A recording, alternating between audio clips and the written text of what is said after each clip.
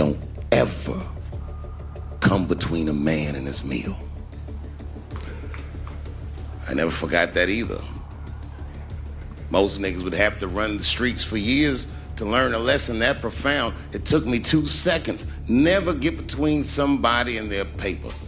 Taking a man's livelihood away from him is akin to killing him. Y'all, Dave Chappelle just dropped receipts of Shannon Sharpe's lawsuit being a setup. And it's wild.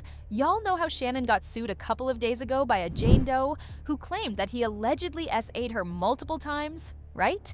Miss Gabrielle Zuniga. Well, according to Dave, she is allegedly being funded by some powerful people who were trying to ruin Club Shay Shay. Now, everybody knows that Shannon has exposed a lot of celebs on his podcast, and this explains why they would want to cancel the podcast. But it gets messy because word in the streets is that Shannon has allegedly been into blackmail.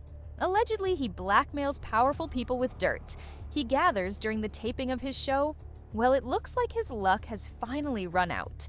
And y'all can trust Dave Chappelle is about to spill that tea. So which celebs did Shannon Sharpe allegedly blackmail? Let's get into it.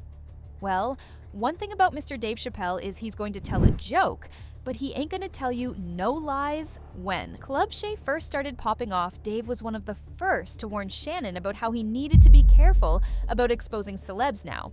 It's one thing to host a podcast and invite guests, but eventually Club Shasha began to feel like it was targeting well-known celebrities.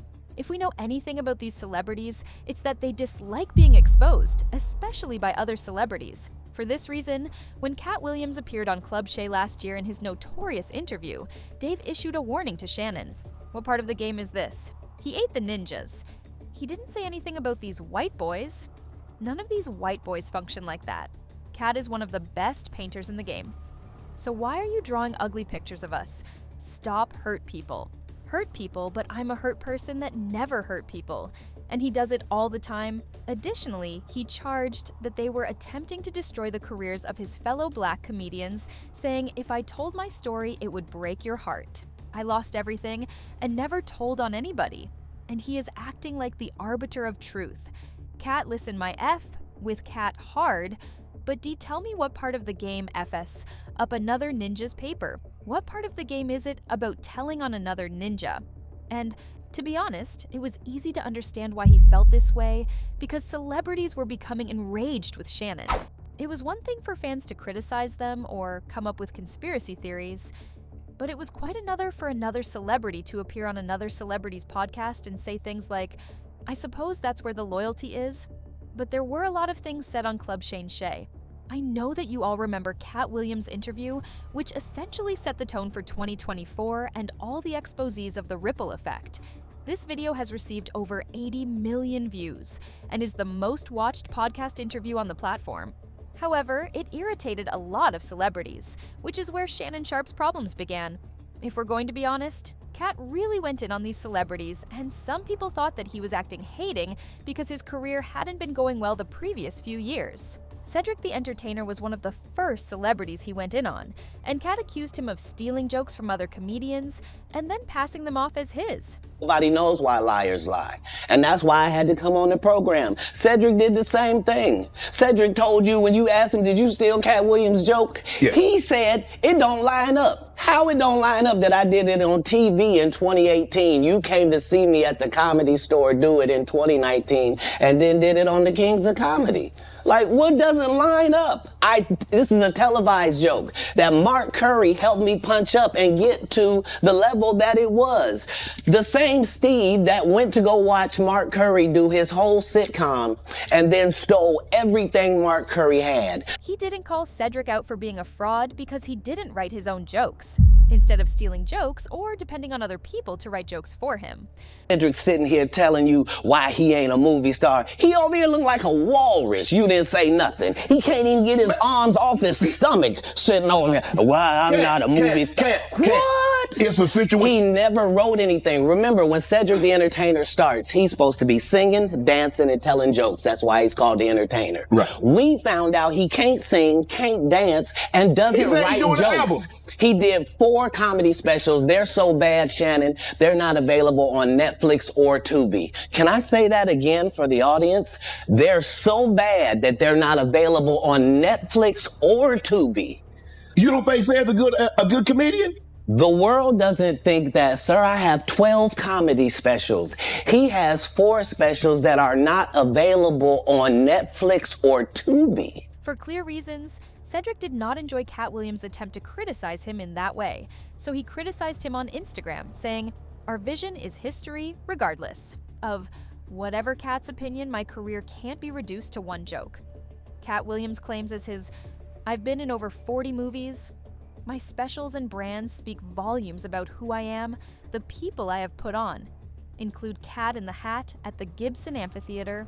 And all that tough talk is corny as if I'm a grown man, and none of this stuff gonna go like you think you do. I got this over here."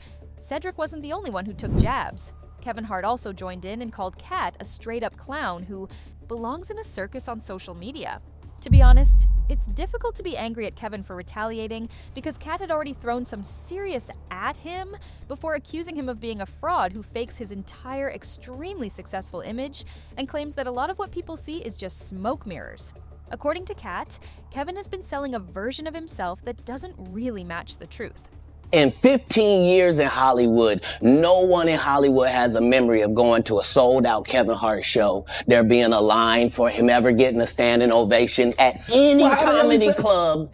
He already had his deals when he got here. Have we heard of a comedian that came to LA and in his first year in LA, he had his own sitcom on network television and had his own movie called Soul Plane that he was leading? No, we've never heard of that before that person or since that person. What do you think a plant is? Maybe people don't understand the definitions of these words.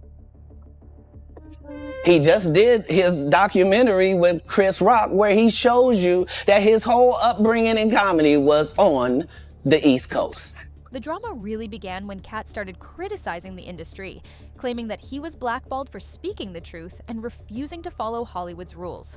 However, it seems that this didn't sit well with Kevin, who pulled up to the Breakfast Club and essentially said that Cat wasn't pushed out for being too real, but rather that he was blacklisted because of his problems and how difficult he was to work with.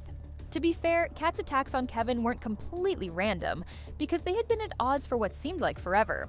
As a sort of retaliation for what Kevin had said, "I also take full responsibility for any and everything that I've done in business, good or bad. My frustration with Cat Williams comes from, you keep pointing at Hollywood. Hollywood this, the white man, this, and this. When do you take responsibility for your actions? You had the shot. Cat was in that position at one You point. were the guy. You were set up to be the star. You didn't show up to work. You off promo shoots. You off your promo trips that they had set up for you. You became a risk to the studios, which is why the studios stopped with you. Why was he at risk? He chose to take responsibility for what you chose and say, you know what, I gotta fix me, and I'm gonna come back and I'm gonna stand up for comedy. So when you say Cat spilled tea on him on Club Shay Shay, but Kevin was not amused because he didn't clap back, calling Cat a clown who belonged in that circus. Hey, Kev, you didn't say nothing to Cat Williams when he did a 3-hour interview talking slow yesterday. You didn't put a shot clock on him. Well, do you entertain the circus or do you watch it, Kurt? Which one do you do?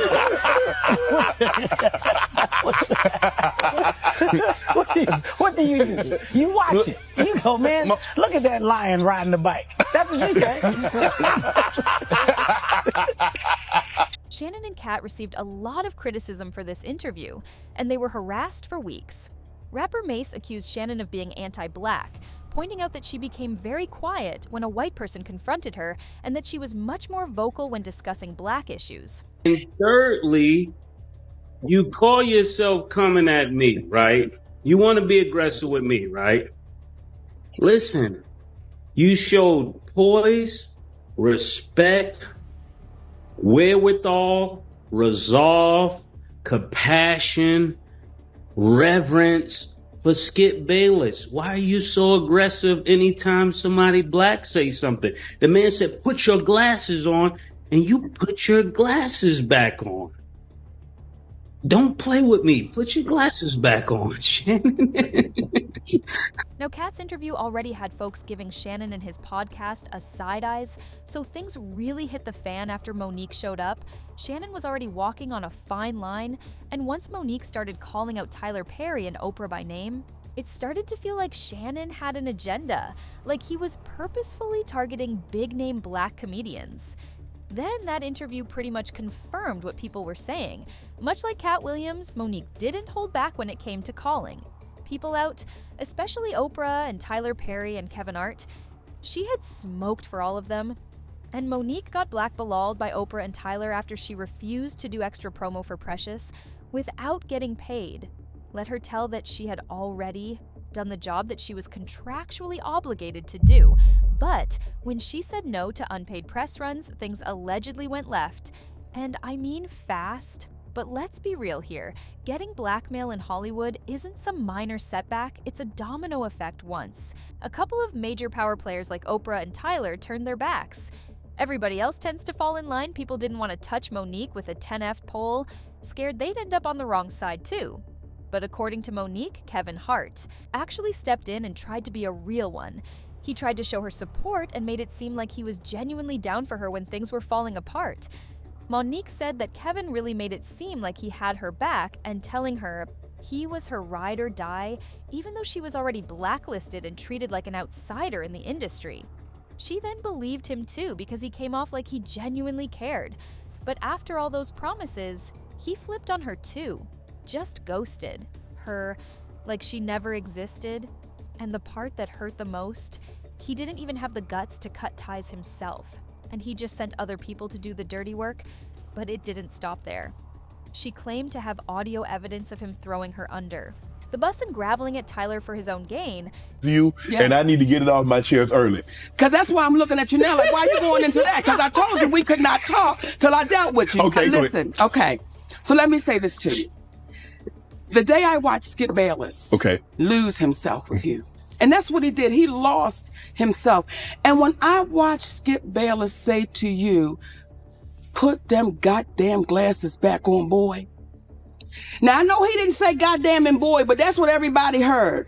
And I was waiting for you to snatch his ass across that table, baby, and give it to him. I was like, Shannon, this is the perfect time. I don't condone violence. Right. I don't say be violent. But that day, I was in my feelings for 2 days. Me and my grandbaby could not watch you for 2 days. And my husband had to say, Mama, let's talk about this. Look at Shannon Sharpe. He retired in 2004, but he could still get on that field and run touchdowns, tackles, everything. Shannon and his podcast aren't very well liked by celebrities for obvious reasons. In fact, DL heavily attacked the show, accusing Shannon of being untidy and assisting his guests in spreading false information about the persons they discussed.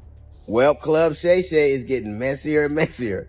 It's almost like Wendy Williams didn't go anywhere. She just got a weight set. And so Monique was on. Every time I see Monique these days, she's on doing some greasy ass video with her and her daddy complaining about something or working out. I don't know nobody that work out that much and gain weight unless every crunch you do has got Captain in front of it. But apparently she goes on Club Shay Shay and tells the story about how she came on my radio show and I wasn't there at the time. And my co-host Jasmine Sanders played a game that we played all the time with everybody called Would You Rather. She apparently was so offended by that. But if you think that's messy, it's about to get even worse because according to rumors circulating, Shannon has been blackmailing celebrities for the tea he gets from these podcasts. He allegedly edits out the really juicy parts and then uses them as leverage. I'm not sure if this is true, but if it is, it would explain why people are willing to go to such lengths to ruin him. The lawsuit was filed strategically because it was announced the day before it was made public that he is expected to sign a deal for his Club Shay podcast that would exceed $100 million. This was the ideal time for anyone who wanted to terminate the podcast once and for all. Shannon's lawyer made the same statement when he wrote her knowledge that Mr. Sharpe's about to receive a lucrative contract she knew that took advantage of. And I describe this, in my opinion, that this is a classic definition of blackmail that gives the greatest leverage to blackmail. And this was regarding the lawsuit that he has with Jane Doe, who accused Shannon of manipulating and controlling her and alleges that he said and sat her from behind in October 2024 and January 2025, blatantly ignoring her pleas for him to stop the lawsuit, details instances of alleged threats and physical stating. Sharpe refused to accept the answer, no even, as she sobbed and screamed. She claimed that she was only 19 and he was 54 when they first started dating, but to Shannon, age is just a number and a thing, because he also claimed that he insisted on recording their intimate encounters sometimes, without her knowledge, and claimed that they were for personal use, even though she accused Sharpe of sharing the videos with friends on several occasions. To make matters worse, her lawyer disclosed that Shannon and his team had offered her $10 million to drop the lawsuit. And Shannon's lawyer confirmed that either Shannon is guilty as Eve or he truly wanted to protect his image because he was aware of the challenges he faced, and Miss Jane Zuniga has a lawyer named Tony Busby, whom you may recognize from his early. February, our office contacted Mr. Sharpe on behalf of Jane Doe and broached the subject of a meeting. Multiple conversations took place. Ultimately, a mediation occurred. Sharpe was represented by different lawyers. In that mediation, the mediation process went on for more than 6 weeks, ultimately leading to Mr. Sharpe making an incredible significant offer to settle. However, Doe refused the hefty sum offered by Sharpe and instead filed this case. He also wrote, on the one hand, Mr. Sharpe and his lawyers claimed that the case filed by Jane Doe is meritless. Yet on the other hand, they now have disclosed that Mr. Sharpe offered Jane Doe $10 million in writing not to file her lawsuit. That is a true statement. Jane Doe was in fact offered $10 million to settle but rejected that offer, choosing instead to proceed with litigation. Sharpe's team is now trying to discredit and dox her Sharpe, and his team are now, as anticipated, also attacking me. We are not going to be deterred by these tactics. After Shannon and his attorney retaliated in a statement, they began disclosing offensive texts that Jane Doe had previously written to Shannon. In these texts, she states various bizarre things, such I want you to put a dog collar around my neck and choke me with it while you're effing me. I know you missed this juicy-ass $25K for each cheek. Only if you put that baby gravy in me, then you could do whatever you want to. Me. I want to put my tongue in your a-hole and then marry you. That's my daddy.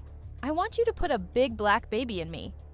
You better crave it, because you're going to be stuck with it for life after you put a big black baby in me, girl, that's enough. Well, the main statement said, this lawsuit filed by Gabriela Zuniga and orchestrated by her attorney Tony Busby is a blatant and cynical attempt to shake down Mr. Sharpe for millions of dollars in her effort to extract a large financial settlement. Miss Zuniga presented Mr. Sharpe with a secretly recorded video of a consensual, intimate encounter. We believe the video has been heavily edited and taken entirely out of context, crafted to falsely portray a consensual act as a non-consensual. They continue. The evidence paints a clear picture. This was consensual adult relationship that included role-playing adult language and fantasy scenarios explicitly requested by Miss Aniga. The edited tape that Miss Aniga secretly taped and showed Mr. Sharpe during her blackmail attempt tries to falsely portray as a result of this editing and out of context from prior text messages that the intimate activity was not consensual. Mr. Sharpe categorically denies all allegations of coercion and misconduct, especially the gross lie of essay, and will not submit to what he sees as an egregious attempt at blackmail.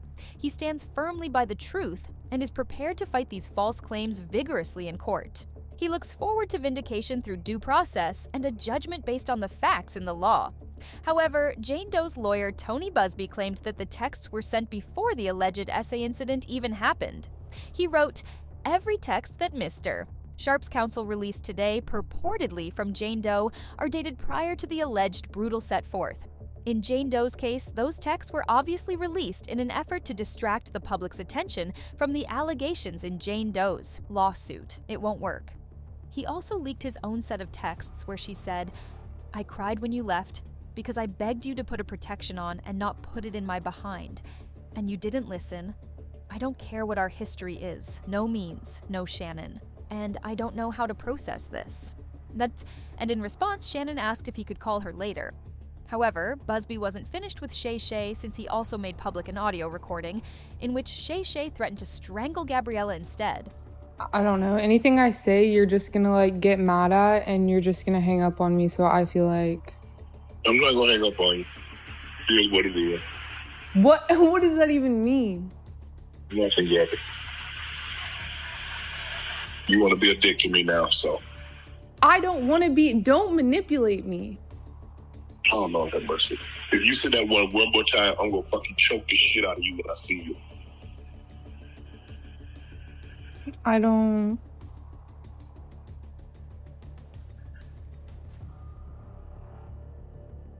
You know what? Well, I don't want to be choked. Yes, you do. I don't think you have a choice in that. In another audio, he made disturbing comments about a big black guy choking a small white woman. Well, I'm not really interested in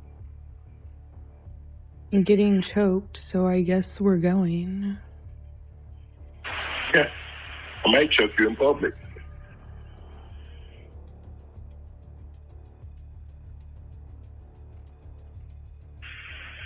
Big black guy chokes small white woman.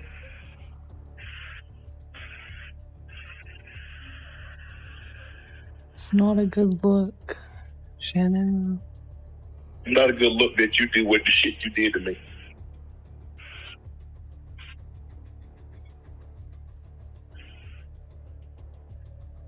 Okay, well... Tony Busby wrote after sharing that audio. The contents of this clip are certainly notable. They are not playful, they are instead disturbing, aggressive, and dangerous. This audio paints a very clear picture of how Sharpe treated Jane Doe, leading her to escape from him by leaving Nevada and blocking all contact with him. But, as I already said, this is a huge mess.